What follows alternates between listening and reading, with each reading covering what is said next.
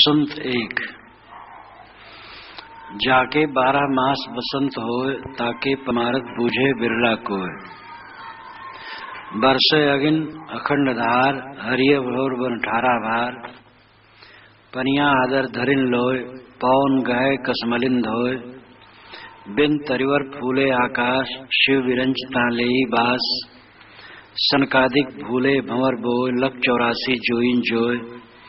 जो तुहि सतगुरु सत्य लखाओ, ताते न छूटे चरण भाव। अमर लोक फल लावे चाओ, कहें कबीर बूझे सो पाओ। जाके 12 मास बसंत होए, ताके परमारथ बूझे बिरला कोय। 12 मास बसंत जिसके हो, उसकी वास्तविकता को समझने वाला दुर्लभ है। भारतीय समय सारणी के अनुसार बसंत वर्ष की पहली ऋतु है।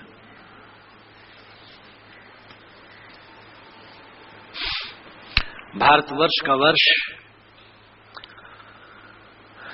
चैत्र महीने के प्रतिपदा से शुरू होता है। चैत महीने का जो शुक्ल पक्ष है, उसका पहला दिन प्रतिपदा है, वहीं से वर्ष आरंभ होता है। और वसंत ऋतु चैत्र के शुरू दिन से ही आरंभ होता है। होली समाप्त होती है, होली जलाई जाती है और जलाने के बाद धूल उड़ती है। धूल चैत्र महीने के प्रथम दिन में उड़ती है, वहीं से चैत आरंभ होता है। लेकिन भारतवर्ष का वर्ष आधे चैत से शुरू होता है। चैत्र शुक्ल प्रतिपदा यानी प्रथम तिथि। चैत और वैशाख ये दोनों बसंत ऋतु है। 6 ऋतुओं में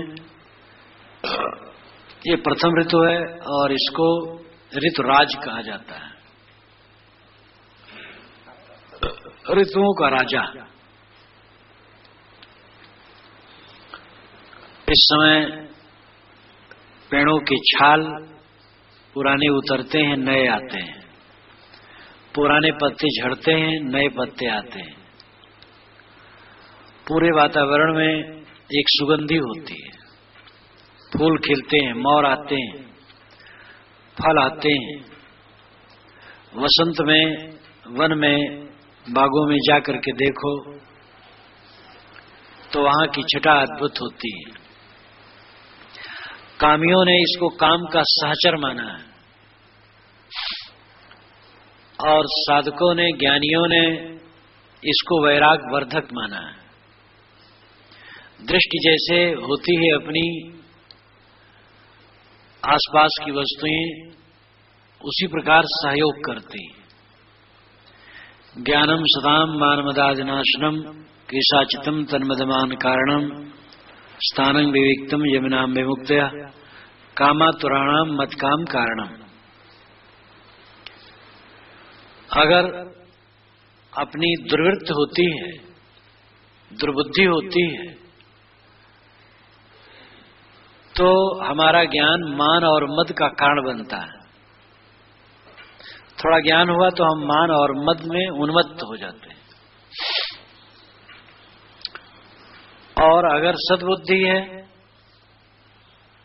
तो हमारा ज्ञान मान और मद का नाशक हो जाता है। एकांत में कामी जाता है तो कामाकार हो जाता है। साधक जाता है तो वैराग से भर जाता है। ये अपने दृष्टिकोण से सब अंतर हो जाता है। हमारे पास प्राप्त शक्ति जो है, हमारी बुद्धि ठीक है तो सब आत्म कल्याण और लोक कल्याण में लग जाता है।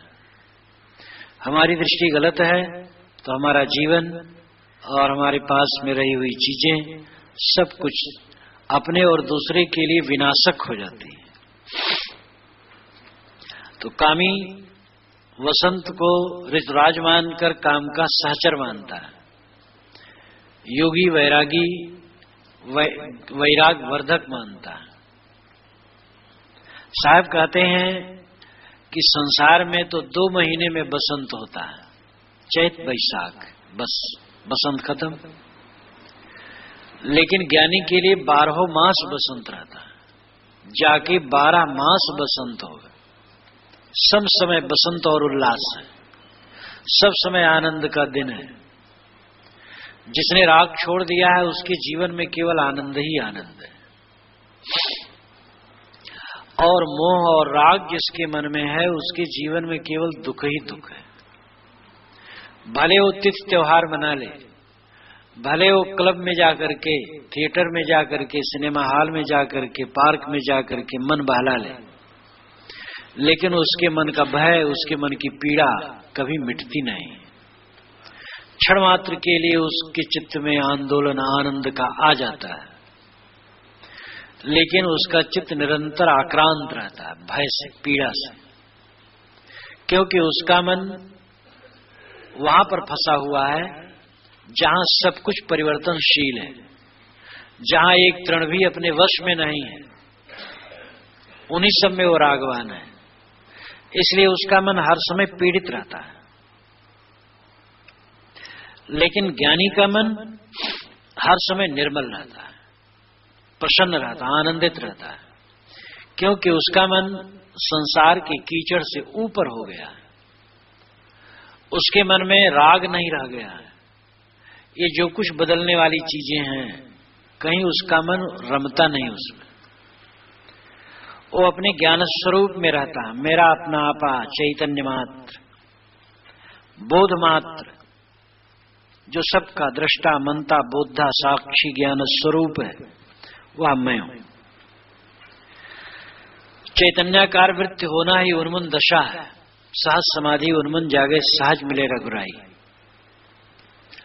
सहज समाधि जगना, उन्मन जगना, चैतन्याकार वृत्ति होना है। मैं शुद्ध चैतन्य हूं, यही भाव में स्थित रहना। शरीर इत्यादि ये सब मिट्टी है, ये बाहर है और ये टूट रहा है, टूट करके गिर जाएगा। मैं कैवल्य कल्याण स्वरूप निर्मल हूं।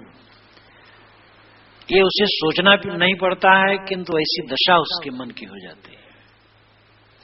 और जब दशा हो जाती है तो यही जीवन मुक्ति है, यही कृतार्थता है। और ऐसी अवस्था में उसको 12 मास बसंत है। नित अमावस नित संक्रांत, नित नित नवग्रह बैठे पांत, शब्द विभाग में सदगुरु ने कहा है। अमावस, अमास 7 वर्ष बसना, एक साथ बसना अमावस है। चांद और सूरज का एक साथ रहना अमावस है।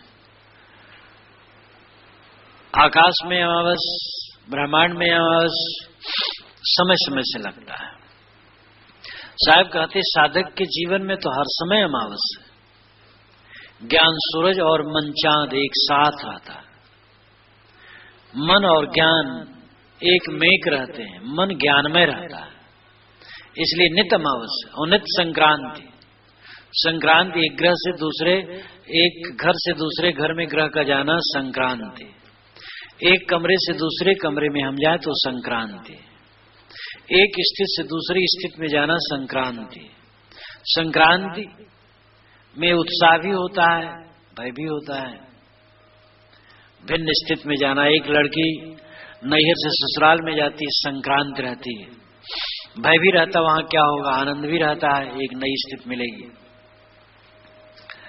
बोधवान सदैव प्रकृति से हट करके अपने स्वरूप में आता रहता, वो नित्य संक्रांति है। शरीर जब तक है संसार सामने, बाहर से लौट लौट करके अपने स्वरूप में स्थित होते रहना है संक्रांत, नित्य संक्रांति। ये सारा संसार विदेश है, अपनी चेतना ही स्वदेश है। बाहर से लौट करके अपने आप में आते रहना, यही नित्य संक्रांति है। इसी प्रकार साहब कहते जाके 12 मास बसंत हो। जिसके जीवन में 12 मास बसंत लग गया, सब समय उल्लास आनंद, अब भय क्या रहा, दुख क्या रहा। जो छूटने वाला है उसका मोह मिट गया, और जो निज वस्तु है वो कभी छूटने वाली नहीं, वो अपनी आत्मा है। इसलिए निरंतर बसंत है, निरंतर आनंद है, निरंतर सुख है, ताकि परमार्थ बूझे बिरला को। ऐसे साधक के हृदय के परमार्थ, इन्हीं से साधक के परमार्थ को, सत्य को परमार्थ कहते हैं, अत्यंत उत्कृष्ट वस्तु को। उत्कृष्ट वस्तु निस्वरूप ही है, और निस्वरूप में स्थित होना ही परमार्थ है। इस परमार्थ को, इस सत्यता को, इस मोक्ष तत्व को बिरले बूझते हैं। बरसे अगिन अखंड धार, हरिहर भवन 18 भार। बसंत ऋतु के पिछले हिस्से में अग्नि अखंड धार से बरसने लगती, नहीं गर्मी प्रचंड बढ़ जाती। एक मास ऋतु आगे धावे, आधा जेठ अषाढ़ कहावे, ये कहावत है। एक मास ऋतु आगे धावे, एक महीने के पहले ही ऋतु का आसार होने लगता है, आधे जेठ में आषाढ़ का असर आने लगता है। इसी प्रकार बसंत के पिछले हिस्से में, वैशाख में खूब गर्मी पड़ने लगती, बरसे अग्नि अखंडधार। ऐसी गर्मी पड़ने लगती मानो अखंडधार से आग बरस रही है। लेकिन अद्भुत है, हरिहर भवन 18 भार। 18 भार वनस्पतियां हरी भरी हो जाती हैं। सारी वनस्पतियां बुद्धिमानों ने 18 भार में गिना है। 18 भार क्या है? हरिहर भवन 18 भार। कहते हैं कि फल वाली वनस्पति 4 भार, लताएं 4 भार, फूलों वाली 6 भार, और कांटे वाली वनस्पति 4 भार होती है। इस प्रकार सब 18 भार होते हैं। 5 करोड़ 3 लाख तथा 88,000 का दूना करने से जितना होता है उतने को पंडित जन एक भार कहते हैं। अर्थात 10 करोड़ 7 लाख 76,000 प्रकार की वनस्पतियों को एक भार कहा जाता है। और पूरी वनस्पति अर्थात 18 भार की कुल संख्या होगी 1 अरब 21 करोड़ 39 लाख और 68,000। धेकोट स्त्रीण लक्षाणि वसुशीत सहस्रकम एतानि दुगुणीकृत भारमेकम जुगुर्बुधा। इस श्लोक में इसका निर्देश किया गया है। इस प्रकार 1 अरब 21 करोड़ 39 लाख और 68,000 प्रकार की वनस्पतियों का समुचित रूप 18 भार है। साहब कहते हैं 18 भार वनस्पति, इन संपूर्ण वनस्पति हरी भरी हो गई। एक तरफ तो अखंड अग्नि की वर्षा हो रही है, प्रचंड धूप है वैशाख के उत्तरार्ध में, और दूसरे तरफ देखो वनस्पति हरी भरी। अर्थ है कि ज्ञानी के चित्त में ज्ञान की अखंड धारा बरसती है, जो आग की धारा है। आग में सारी चीजें भस्मसात हो जाती हैं। ज्ञान की आग सारे विकारों को, सारे मोह को नष्ट कर देती है। तो इस प्रकार अखंड ज्ञान की धारा, ज्ञान रूपी अग्नि की धारा हृदय में बरसती है। और हरिहर भवन 18 भार, साधक का 18 भार संबलित वन हृदय मानो नंदन वन हो जाता है। स्वर्ग का वन नंदन वन कहलाता है, जो सब समय खिला रहता है। साधक का हृदय सब समय खिला रहता है, वो पीड़ित कभी नहीं होता। क्योंकि अब पीड़ा किस चीज की? कुछ अपना नहीं है और कुछ छुटना नहीं, और जो कुछ छुटना वो कुछ अपना नहीं। अपना केवल अपना आपा है, अपना आत्मा, और कुछ नहीं। तो जो अपना आत्मा है उसमें निरंतर विश्राम है, और जो छुटना है सब कूड़ा कबाड़ है। अब क्या दुख रहा? पनिया आदर धरिन लोय, पवन गहे कसमलिंद होय। जब गर्मी बढ़ जाती है, पनिया आदर धरिन लोय, लो नाम लोग, लोग पानी को आदर देने लगते हैं। गर्मी बढ़ती है, लोग दो बार नहाते हैं, पानी ज्यादा पीते हैं, पानी का उपयोग ज्यादा करते हैं। पनिया आदर धरिन लोय, लोग पानी को ज्यादा आदर देने लगते हैं। और पौन गहे कसमलिंद होए, कसमलिन विकार, वासना, स्थूल अर्थ में है शरीर की मैल, पसीना इत्यादि होता है। तो पौन से शरीर की पसीना इत्यादि को सुखाया जाता है। गर्मी में पसीना हुआ तो कई पेड़ के नीचे बैठ गए, आज तो पंखा है जहां बिजली है। पवन का सेवन करते हैं लोग, हवा का सेवन, जिससे शरीर का पसीना सूख जाए, मैल सूख जाए। विवेकवान साधक के जीवन में पानी का आदर, वाणी का आदर होता है। पनिया आदर धरिन लोय, वे वाणी का आदर करते हैं। जिज्ञास मुमुक्षु साधक और सिद्ध ज्ञान का आदर करता है। सदगुरु विशाल देव के पास जाया करता था साल में मैं 2 बार, तो जाऊं तुरंत अंतरंग हो जाऊं, जहां साहब रहे वहां बैठना, बाहर जाना, लेटे तो वहां बैठना, भोजन करे तो वहां पंखा हाँकना, ये सब का सौभाग्य मिलता था। साहब अखंड धारा से मुझसे बात करने लगते थे, पूछने लगते थे ये कैसे होगा, वो कैसे होगा, वो कैसे होगा। पहले उन्होंने मुझे आश्वासन दे दिया था कि तुम बोलते रहो, तुम संकोच न करो, तो मैं बोलता रहता था। श्री प्रेम साहब कहते थे साहब निर्णय का बड़ा आदर करते हैं, जिसे समझ लें कि अच्छा निर्णय करता है खूब सुनना चाहते हैं, और जीवन मुक्त कृतार्थ पुरुष थे। लेकिन वही महत्व को समझेंगे, जो साधक होगा वो महत्व को समझेगा, नहीं तो इस महत्व को समझना मामूली बात नहीं। एक बार साहब गर्मी महीना था, बैसाख का समय, सामने खेत था, खेत सम किया गया था, बढ़िया जमीन बनी थी, खाट पड़ी थी, कहीं चटाई ले आओ, चटाई ले आया, खाट के पास ऐसे डाल लिया, लेट गए साहब। कई बताओ काम, क्रोध, लोभ, मोह, मानसिक विकार कैसे दूर हो। इस पर मैं 1 घंटा बोलता रहा, साहब सुनते रहे, धीरे धीरे धीरे धीरे। तो विवेकवान पुरुष निर्णय को आदर देते हैं, वो केवल परंपरा को आदर नहीं देते। परंपरा में है इसलिए, सत्य है इसलिए। पवन गहे कसमलिंद होए, पवन विचार, वे विचार ग्रहण करते हैं जिससे कसमलिंद हो जाता है। कसमलिन निर्विकार, विचारवान के ही विकार नहीं रहते। काम और विचार ये दोनों विरोधी। जिसके चित्त में विचार होगा उसके चित्त में काम टिक नहीं सकेगा। जहां पर तो स्थिति ही हो जाती है एक रस, वहां तो कुछ करना ही नहीं रहता है।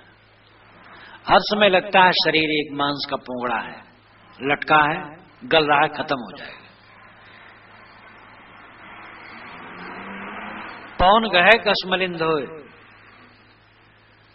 ये विचार के पवन को ग्रहण करता है और कसमलिन को धोता है। साहब बीच बीच में जहां विधेयात्मक वाणी कहते उसमें भी खंडन ले आते, परमत खंडन। जो उनको गलत लगता है तो सुमत परमत उनका कुछ नहीं था, कोई मजहब नहीं था, कोई ईश्वरी उनकी किताब नहीं थी और कोई ढकोसला नहीं था, एक सच्चे संत थे। जो गलत लगता था उसको कह देते थे। बिन तरवर फूले आकाश से वरंज ताले बास सनकादिक भूले भंवर बोए लक 84 जोइन जोए। ये 2 पंक्तियां साहब खंडन में कहते हैं। योगी लोग मूलाधार, स्वादिष्ठान, मणिपुर, अनाहत, विशुद्धि, आज्ञा, सहस्रार इत्यादि सुरत कमल बेचते हुए ब्रह्मांड में जाते हैं और वहां पर आकाश खिल जाता है। बिन तरिवर फूले आकाश, शिव विरंज ताले ही वास, वहां शिव और विरंज भी वास लेते हैं। सनकादिक भूले भंवर बोए, सनकादिक भी इस भंवर में, सनकादिक भंवरे भी इस बोय में भूल गए। बोय नाम सुगंधी, बोय नाम गंध, चाहे सुगंधी हो चाहे दुर्गंधी, बोय नाम गंध। सनकादिक भी इस गंध में भूल गए, सनकादिक भंवरे भी। लख 84 जोइन जोए, उन्होंने 84 लाख योनि को ही अपना स्वरूप मान लिया। जहां जड़ चेतन अभिन्नता ब्रह्मवाद है, साहब वहां हर जगह खंडन करते हैं। तत्वमस वह तू है, आम ब्रह्मास्मय ब्रह्म, अयम आत्मा ब्रह्म, आत्मा ब्रह्म है, प्रज्ञानम ब्रह्म, ज्ञान ब्रह्म है। ये मूल रूप विचार को साहब मानते हैं। मैं ब्रह्म हूं, तू ब्रह्म है, ये आत्मा ही श्रेष्ठ है, ये ठीक है। लेकिन ये जड़ चेतन सब एक है। मेरी लहर है संसार, जैसे मिट्टी और घड़ा एक है, सोना और भूषण एक है, जल और तरंग एक है, इसी प्रकार ब्रह्म जगत एक है। साहब इसको बिल्कुल ही सुनना नहीं चाहते, महाबकवास है। और वास्तविकता महाबकवास है। एक साधक मुझसे कह रहा था, पहले इसी साधना में था, कहा महाराज मैं तो समझता था पूर्णता में जा रहा हूं, पहुंच गया हूं। जब से आपका संपर्क लगा तब से लगता है काखा में अब शुरू कर रहा हूं। मैंने कहा भैया तुम यही मानो कि मेरा इस शरीर भी और संसार भी मेरा स्वरूप है, मानो तुम, मुझे कोई ऐतराज नहीं। मैं तो मानता हूं शरीर संसार जड़ है, मैं चैतन्य हूं। कहे महाराज अभी यही लगता है, अब सूझ हो रही है कि ये शरीर और संसार अपना स्वरूप मान लेना तो पूरा विकार है। अंतिम ब्रह्मवाद में मान लिया जाता है जड़ चेतन सब एक है। योग वाशिष्ठ में बारंबार कहा गया है मैं आत्मा हूं, शरीर से भिन्न हूं, खूब शरीर का खंडन। आगे कहा गया शरीर भी मुझसे अलग क्या है, ये संसार भी मुझसे अलग क्या है। तेरे में जगत या तू है जगत माई, तेरे में और जगत में भिन्नता कहां रही। भूमि ही विभाजन अनेक विध नाम रूप, अंत में विचार देखो एक है मैं। जल के तरंग फेन बुदबुदा अनेक भांत, अंत में विचार देखो है जल है सही। जेते महापुरुष हैं सबको सिद्धांत एक, सुंदर अखिल ब्रह्म अंत वेद यों के। और वेद की मोहर लगा दी, वेद में कहीं ऐसा नहीं लिखा। तो जड़ चेतन सब एक में घोर देते हैं, महाबकवास है।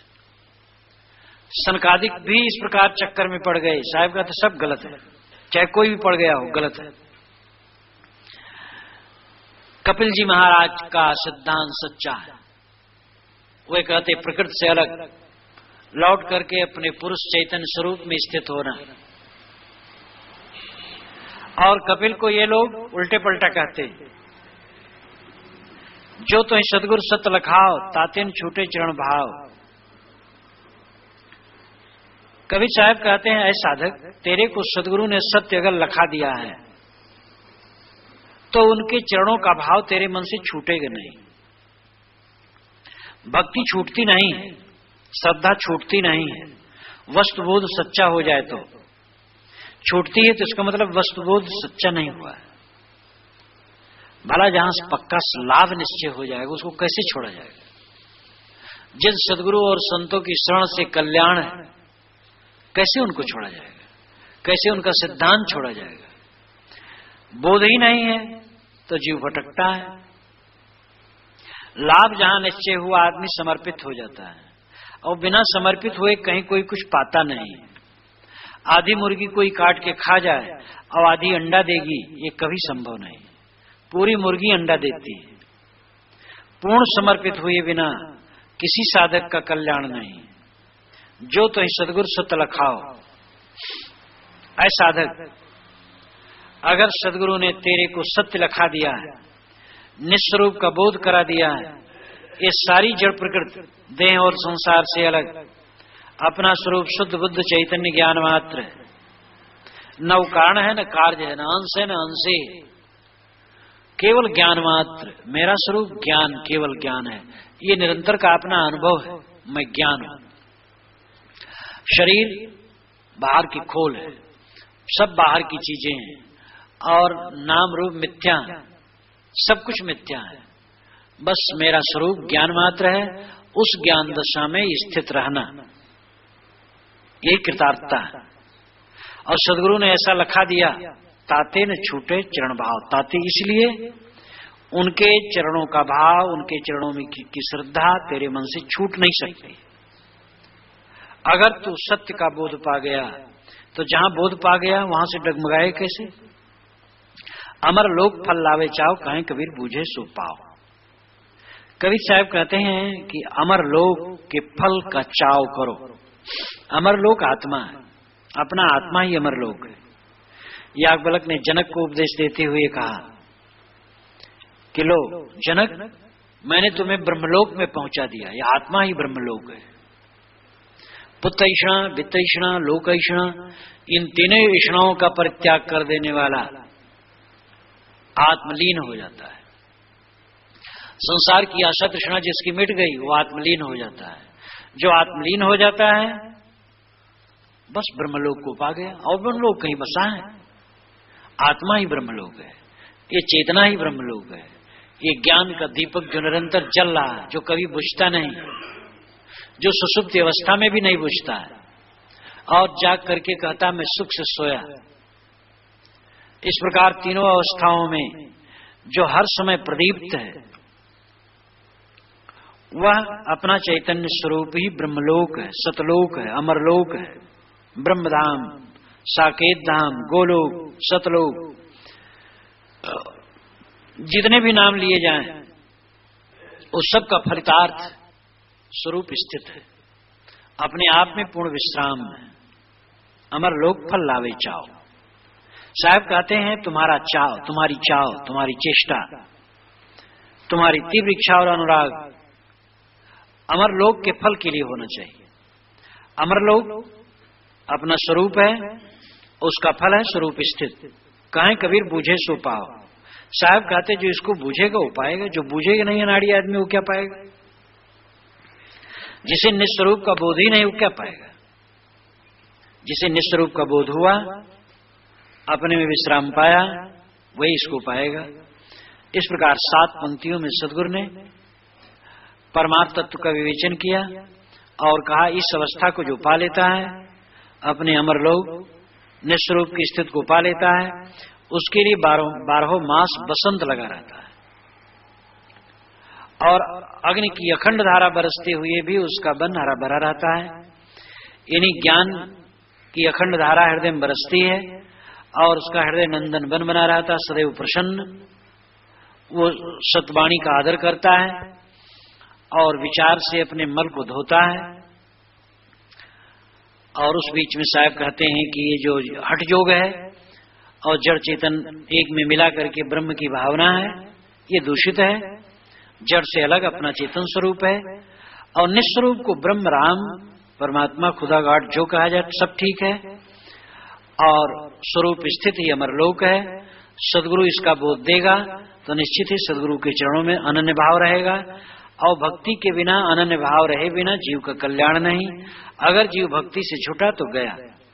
इसलिए शुरू भक्ति है और अंतिम शरीर छूटते तक भक्ति की अचल स्थिति रहनी चाहिए।